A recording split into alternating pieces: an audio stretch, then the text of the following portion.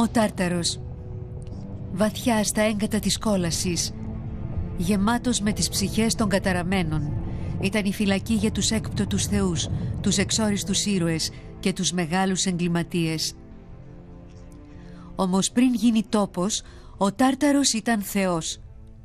Μια αρχαίγονη θεότητα γεννημένη από το χάος. Στη γέννησή του η Γαία έριξε τον Τάρταρο στα βάθη των σωθικών του, μετατρέποντάς τον σε μια πρόσιτη περιοχή από την οποία καμία ψυχή δεν μπορούσε να επιστρέψει. Ήταν το βασίλειο του Άδη, του άρχοντα της κόλασης. Φυλακισμένοι στον Τάρταρο ήταν όλοι όσοι είχαν γίνει στόχος της οργής του Δία.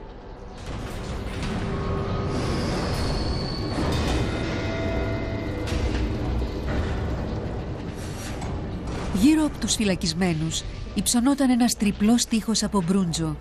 Δεν υπήρχε διέξοδος, κάθε ελπίδα είχε χαθεί.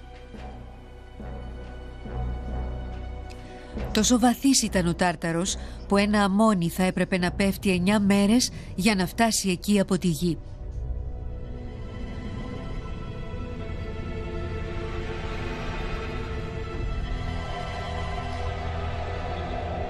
Βαθιά, μέσα από το σύννεφο του θειαφιού, υψώνονταν οι κραυγές των καταραμένων.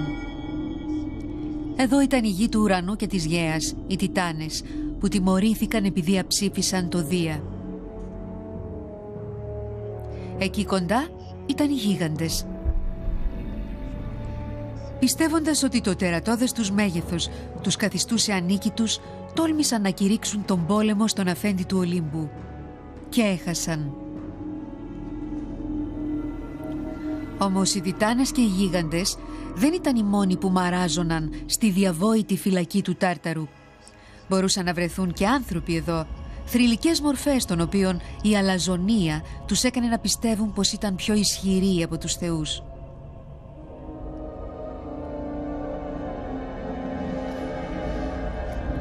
Ο πιο διάσημος από αυτούς ήταν ο Σύσυφος. Ο Σύσυφος ήταν γιος του θεού Έολου, του αφέντη και κυρίαρχου των ανέμων. Ήταν παντρεμένος με μία από τις 7 πλειάδες, τη Μερόπη, και καταγόταν από μία μακρά σειρά πονηρών ανθρώπων, οι οποίοι συνεχώς έβρισκαν νέους τρόπους να εξαπατούν τους συνανθρώπους τους, ακόμα και τους θεούς. Ως ιδρυτής της Κορίνθου, ο Σύσυφος κατάφερε να αναπτύξει το εμπόριο και την αυσιπλοεία στην πόλη του. Όμως παρόλα αυτά, ή ίσως σαν αποτέλεσμα της αναταραχής που προέκυψε, οι υπήκοοι του τον θεωρούσαν αναξιόπιστο ηγέτη. Ανάμεσα στους πολλούς θησαυρούς του, ο Σύσυφος είχε και ένα υπέροχο κοπάδι ζώων που συναγωνιζόταν άνετα το κοπάδι του γείτονά του, του Αυτόλικου, γιου του θεού Ερμή. Ο Αυτόλικος ήταν μέγας τεχνίτης στην τέχνη της κλοπής. Ο πατέρας του έδωσε τη δύναμη να μεταμορφώνει πλήρως οποιοδήποτε ζώο έκλεβε, να βάζει κέρατα σε αυτά που δεν είχαν και να κάνει τα λευκά ζώα μαύρα και τα μαύρα λευκά. Με τον καιρό, ο Σύσυφος άρχισε να παρατηρεί ένα παράξενο φαινόμενο. Το κοπάδι του συρρικνωνόταν, ενώ του Αυτόλικου γινόταν όλο και μεγαλύτερο.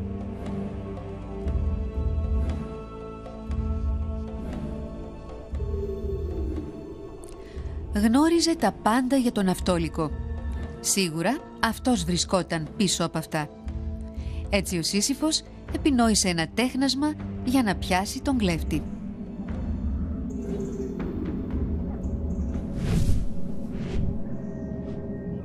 Μια νύχτα ο Αυτόλικος πήρε άλλα 10 ζώα. Χωρίς να το ξέρει, είχε πέσει στην παγίδα του Σύσυφου. Την αυγή ο Σύσυφος πήγε στον Αυτόλικο και τον κατηγόρησε για κλοπή. Ο Αυτόλικος διαμαρτυρήθηκε έντονα. Ο Σύσυφος διέταξε τους άντρες του να επιθεωρήσουν το κοπάδι του Αυτόλικου. Εύκολα αναγνώρισαν τα χαμένα ζώα, αφού χαραγμένα στο πλάι κάθε οπλής ήταν τα λόγια με έκλεψε ο Αυτόλικος. Ήταν η παραμονή του γάμου της κόρης του Αυτόλικου, της Αντίκλειας. Θα παντρευόταν τον Λαέρτη, τον βασιλιά της Ιθάκης. Ο Σύσυφος είδε έναν τρόπο να εκδικηθεί.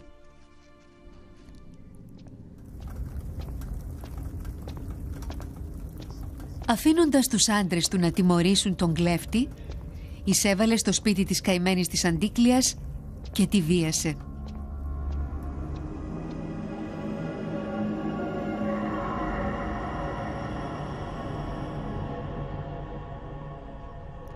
Λίγο καιρό αργότερα γεννήθηκε ένα παιδί.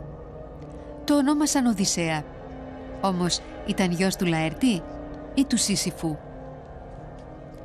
Ο Οδυσσέας αποδείχτηκε τελικά εξίσου πονηρός με το Σύσυφο, ξεπερνώντας 1000 εμπόδια που βρέθηκαν στο δρόμο του στη διάρκεια της Οδύσσειάς του.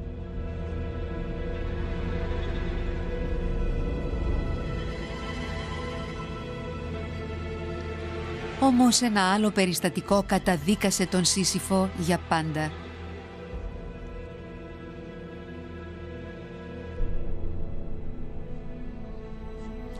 Ο Δίας ήταν γόης. Θεά ή θνητή, όποια γυναίκα βρισκόταν στο δρόμο του θα υπέκυπτε τελικά στο φλογερό του πάθος. Όταν γνώρισε την Αίγινα, την όμορφη κόρη του ποταμού θεού Ασοπού, έπρεπε να την απολαύσει.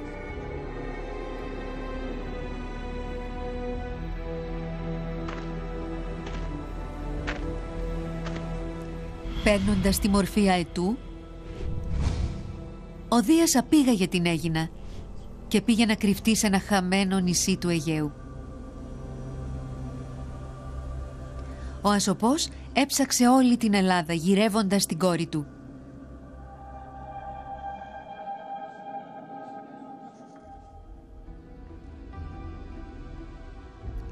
Καθώς ο Ασοπός ετοιμαζόταν να αποδεχτεί την ήττα του, φώναξε ο Σύσυφος από τον πύργο πάνω από την Ακρόπολη του.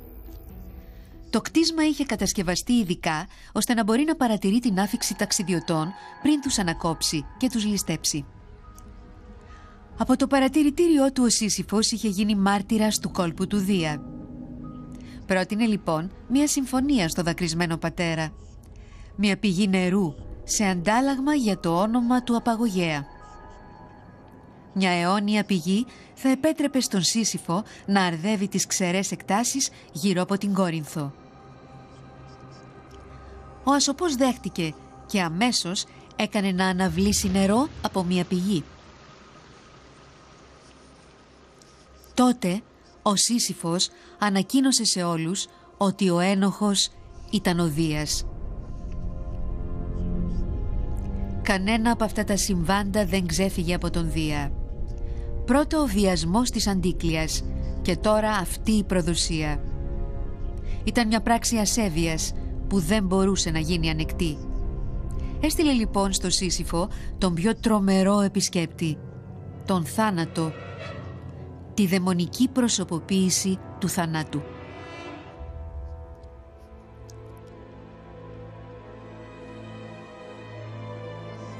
Όμως ο πολυμήχανος και εύγλωτος Σύσυφος κατάφερε να ξεγελάσει τον θάνατο, προβάλλοντας μία σειρά από απατηλά επιχειρήματα.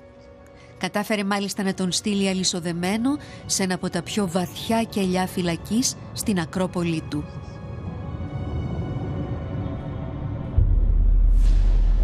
Σιγά σιγά ο πληθυσμός της κόλασης αραίωνε, καθώς ο θάνατος, φυλακισμένος τώρα, δεν μπορούσε να θερήσει τα προβλεπόμενα καθημερινά του θύματα. Μια τρομερή τραγωδία ελόχευε. Αν δεν γινόταν κάτι, η γη θα ξεχύλιζε από την ανθρωπότητα χωρίς να χωρά ο αυξανόμενος πληθυσμός. Κάτι έπρεπε να γίνει και γρήγορα. Ο Δίας ήταν ανελαίητος. Καταδίκασε τον Σύσυφο στα βάθη του Τάρταρου.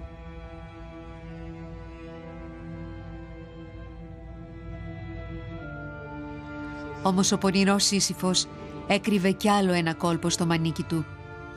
Πριν υπακούσει στον Δία και κατεβεί στην κόλαση, είπε στη σύζυγό του τη Μερόπη να μη θάψει το σώμα του, ούτε να κάνει τελετουργικές προσφορές. Αν και παραξενεύτηκε, η Μερόπη συμφώνησε.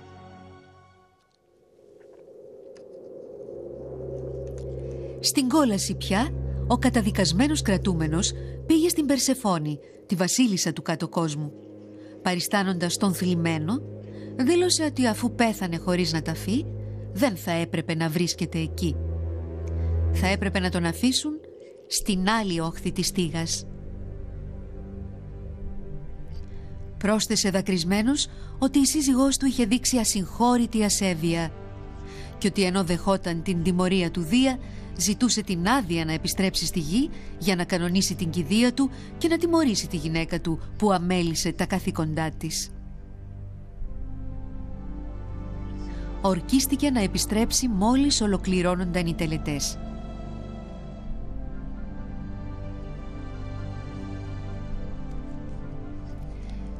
Η Περσεφόνη συνένεσε, υπό τον όρο να υποσχεθεί ο Σύσυφος να επιστρέψει μέσα σε 3 μέρες.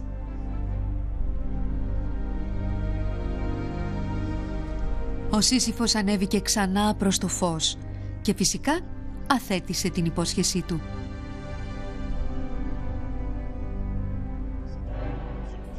Αυτή τη φορά ο Δίας έχασε την υπομονή του και τσάκισε το Σύσυφο. Χωρίς άλλη καθυστέρηση τον έστειλε στα βάθη του Τάρταρου και επινόησε μια πολύ ξεχωριστή τιμωρία γι' αυτόν.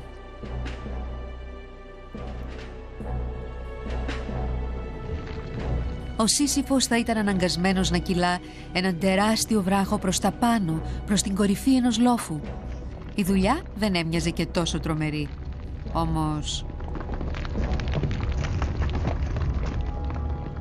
θα έπρεπε να το επαναλαμβάνει συνεχώς.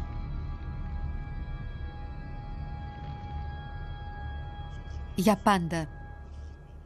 Αυτή η παράλογη δουλειά μάγεψε τη λαϊκή φαντασία σε σημείο που η τιμωρία του Σύσυφου έφτασε να συμβολίζει την κατάσταση των ανθρώπων.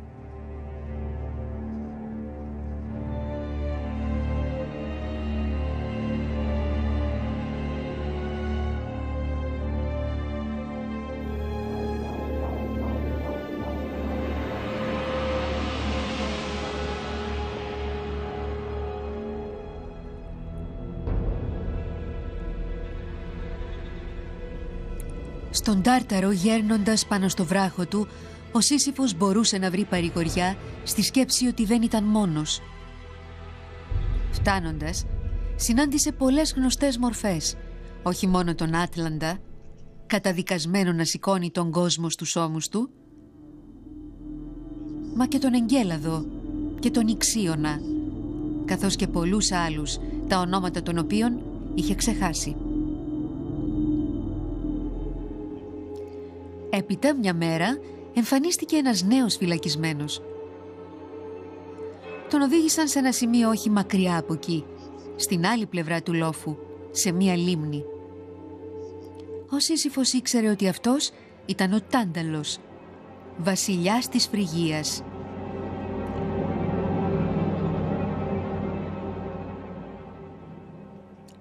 Ο Τάνταλος ήταν γιος του Δία και της νύμφης Πλουτός. Παντρεύτηκε την κόρη του θεού Πακτολού.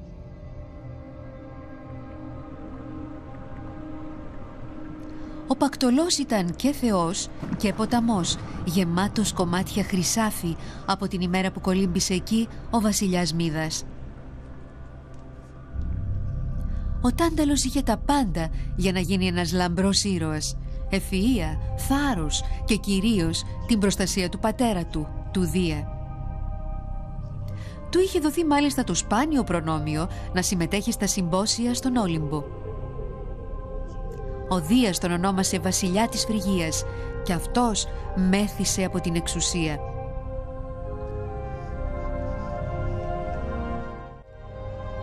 Πρώτα, ο Τάνταλος πρόδωσε τη φιλοξενία των θεών. Μια μέρα, αφού έφαγε και ήπιε στο τραπέζι τους, την ώρα που δεν κοίταζε κανείς, τόλμησε να κλέψει κάτι που προοριζόταν αποκλειστικά για τους θεούς, νέκταρ και αμβροσία, την τροφή και το ποτό των αθάνατων. Έπειτα, γυρίζοντας τη γη, επέτρεψε να τα δοκιμάσουν θνητοί. Σαν να μην έφτανε αυτή η ιεροσυλία, θα ακολουθούσαν χειρότερα. Προσκάλεσε τους 12 θεούς του Ολύμπου σε συμπόσιο στο παλάτι του. Όμως ενώ κάθονταν οι καλεσμένοι του, ο Τάνταλος συνειδητοποίησε ότι δεν είχε αρκετό φαγητό. Αντί να ομολογήσει την αλήθεια, επέλεξε να εξαπατήσει τους θεούς και το έκανε με το χειρότερο δυνατό τρόπο.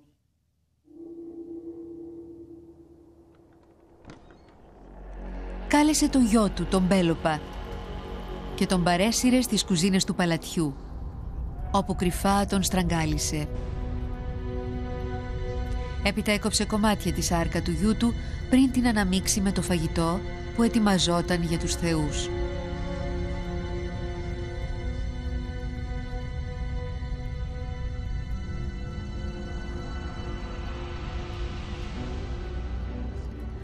Μόλις οι θεοί δοκίμασαν το φαγητό, έκαναν πίσω με φρίκι.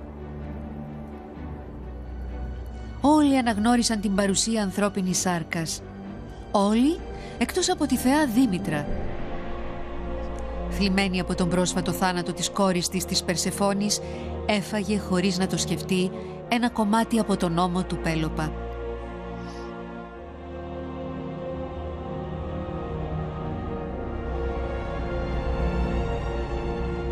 Ο Δίας, γεμάτος από τροπιασμό και οργή, διέταξε να ρηχτεί ο Τάνταλος στην κόλαση. Όμως και αυτό δεν φαινόταν αρκετό. Την επόμενη μέρα αποφάσισε ότι ο δολοφόνος και βλάσφημος έπρεπε να οδηγηθεί στις όχθες μιας λίμνης στα βάθη του Τάρταρου.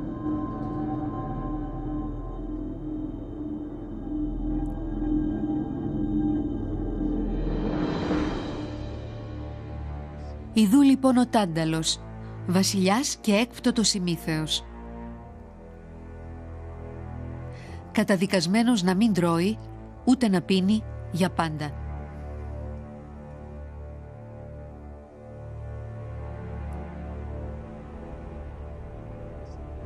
Στα δεξιά του ένα φρούτο κρέμεται από ένα δέντρο στην όχθη. Είναι ένα ωραίο, γυαλιστερό, ζουμερό αχλάδι. Γύρω του ως το λαιμό υπάρχει δροσερό, καθαρό νερό. Όμως όποτε σκύβει μπροστά για να το πιει, το νερό χάνεται, αφήνοντας μόνο μία μαύρη λάσπη. Κι αν προσπαθήσει να πιάσει το αχλάδι, μια ξαφνική ηρρυπή ανέμου το απομακρύνει, ώστε να μην το φτάνει. Από τον Όλυμπο ο Δίας παρατηρούσε το γιο του. Ένα γιο ανάξιο να είναι θεός. Ανάξιο να είναι βασιλιάς, ανάξιο να είναι ακόμα και άνθρωπος. Για να αποθαρρύνει οποιονδήποτε άλλον από τη διάπραξη ενός τέτοιου έσχους, το βάσανο του Τάνταλου, αιώνια πείνα και δίψα, θα χρησίμευε ως παράδειγμα.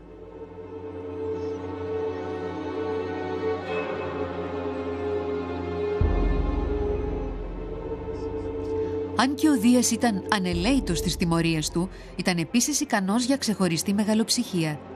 Αποφασίζοντας να αναστήσει τον άμυρο Πέλοπα, ανέθεσε στον Ερμή να συλλέξει τα κομμάτια από το σώμα του παιδιού και να τα τοποθετήσει σε ένα μαγικό λέβητα.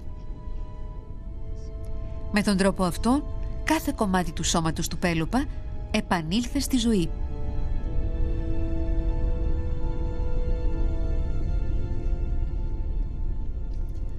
Ο βασιλιάς των θεών κάλεσε τότε την Κλωθό, μία από τις 3 μοίρες, τις θεές που έγνεθαν και έκοβαν τις εύθραυστες κλωστές της ύπαρξης.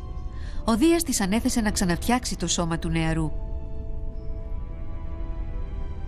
Η Κλωθό είχε σχεδόν τελειώσει το έργο της όταν συνειδητοποίησε ότι έλειπε ένα μέρος του σώματος, ο ώμος που έφαγε άθελά της η Δήμητρα. Έτσι η θεά έφτιαξε έναν ώμο από ελεφαντόδοντο και του έδωσε ζωή.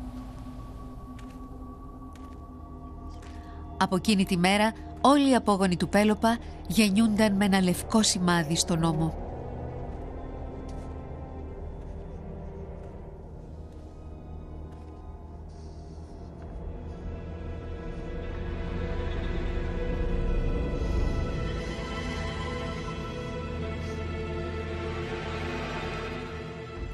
Εκεί κοντά ένας άλλος εγκληματίας εξέτειε την ποινή του. Το όνομά του ήταν Ιξίωνας. Για τον Ιξίωνα όλα άρχισαν όταν θέλησε να παντρευτεί την κόρη του Διονέα, βασιλιά της Θεσσαλίας. Για να την κερδίσει ο Ιξίωνας, υποσχέθηκε να προσφέρει στη νεαρή γυναίκα τα πιο υπέροχα δώρα. Ο Διονέας δέχτηκε την πρότασή του και γιορτάστηκε ο γάμος. Την επόμενη μέρα ο Διονέας απέτησε τα δώρα που υποσχέθηκαν στην κόρη του. «Δεν θα υπήρχαν», απάντησε ο Ιξίωνας, δείχνοντας με περιφρόνηση ότι είχε αλλάξει γνώμη. Ξέσπασε καυγάς ανάμεσα στους δύο άντρες. Ο Διονέας απείλησε τον Ιξίωνα με τα χειρότερα αντίπεινα. Ο φοβισμένος Ιξίωνας κάλεσε γρήγορα τον πεθερό του σε ένα συμπόσιο συμφιλίωσης. Ο Διονέας δέχτηκε. Μπήκε στο παλάτι του Ιξίωνα. Ο Ιξίωνας τον καλωσόρισε και έπειτα τον οδήγησε σε ένα δωμάτιο όπου ήταν στρωμένο τραπέζι για το συμπόσιο. Όμως καθώς περνούσαν από έναν λάκκο με φλεγόμενα ξύλα και κάρβουνα, ο Ιξίωνας έσπρωξε βάναυσα τον πεθερό του, στέλνοντας τον Διονέα μέσα στην καυτή θράκα.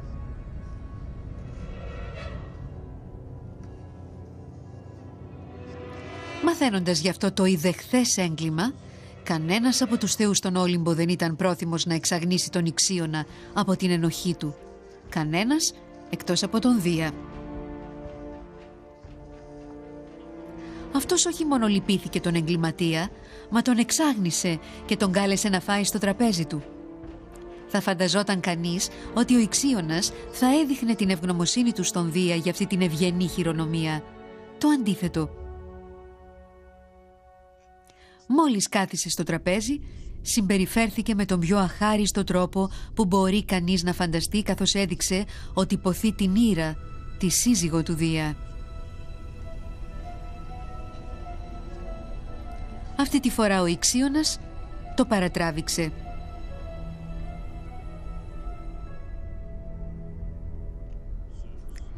Δίνοντας ένα σύννεφο τη μορφή της Ήρας, ο Δίας το έριξε στην αγκαλιά του Ιξίωνα.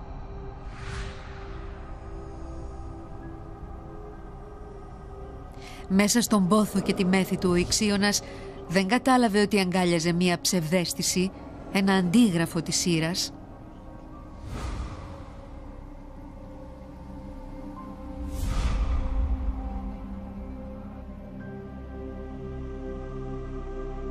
Σκεπάζοντας το με χάδια και φιλιά, πήρε με τη βία το αντικείμενο του πόθου του.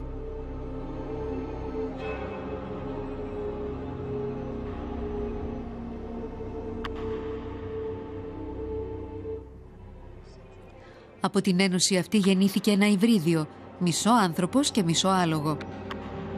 Θα ονομαζόταν Κένταυρος. Ενώ ο Ιξίωνας ήταν πεπισμένος ότι είχε κερδίσει την καρδιά της βασίλισσας του Ολύμπου, ο Δίας έβαλε σύντομα τέλος στις τρέλες του. Αρπάζοντας τον Ιξίωνα, τον έριξε στα βάθη της κόλασης, όπου δέθηκε σε ένα φλεγόμενο τροχό, έναν τροχό που θα γύριζε αιώνια. Και ακόμα γυρίζει.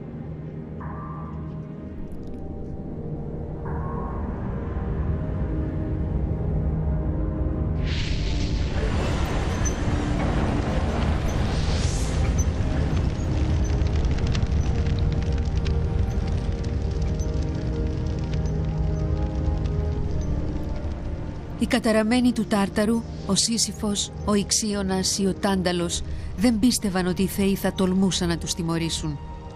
Έτσι διέπραξαν μια σειρά από ιδεχθή εγκλήματα χωρίς να υπολογίζουν τις συνέπειες. Και αν είναι κάτι που δεν μπορούν να ανεχτούν οι θεοί, είναι όταν οι απλοί θνητοί πιστεύουν ότι είναι ανίκητοι.